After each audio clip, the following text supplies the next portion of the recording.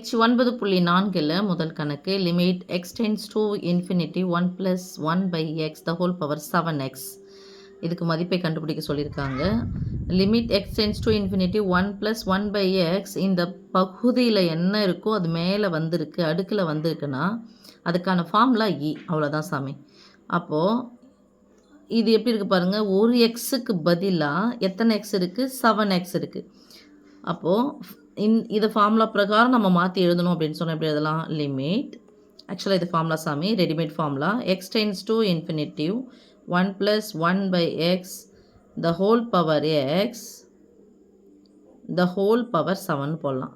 ஏன் சொல்லுங்கள் சாமி? அடுக்கடுக்காக இருந்தால் என்ன பண்ணிக்கணும்? பெருக்கிக்கணும். a power m into n equal to a power m the whole power n, ரைட்மா?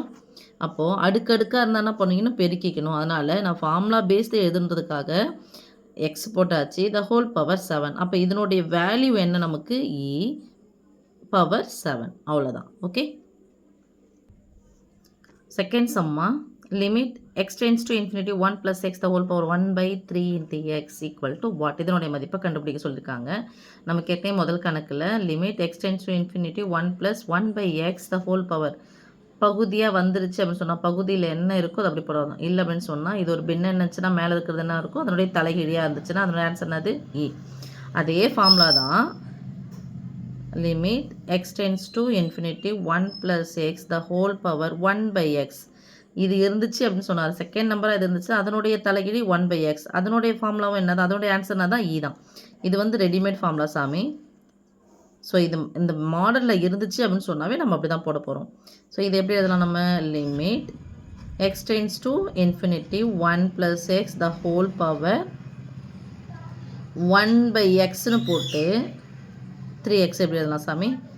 Limit x tends to infinity 1 + x the whole power 1/x formula வடிவத்தில் எழுதுகிறேன். 1/x த ஹோல் பவர் 3ன்னு எழுதலாம்.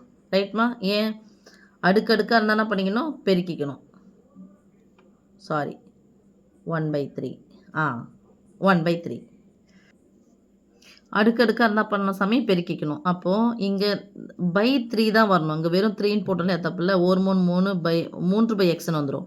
அப்போ பகுதியில் மட்டும்தான் எனக்கு 3 இருக்கணும். அப்போ 1 3 × x 3x. அப்போ இதுக்கு ஃபுல்லாக எனக்கு என்ன ஃபார்முலா? ரெடிமேட் ஃபார்முலா என்ன சாமி? இங்கே பகுதி இருந்துச்சுன்னா இது எக்ஸ் இருந்துச்சுன்னா அதனுடைய தலைகீழியாக வரணும் அப்படின்னா அதனுடைய ஃபார்முலா என்னது? அப்போ பவர் இதுக்கு ஃபுல்லாக போடுறோம், மேலே என்னது? பவர் 1/3. ரைட்மா?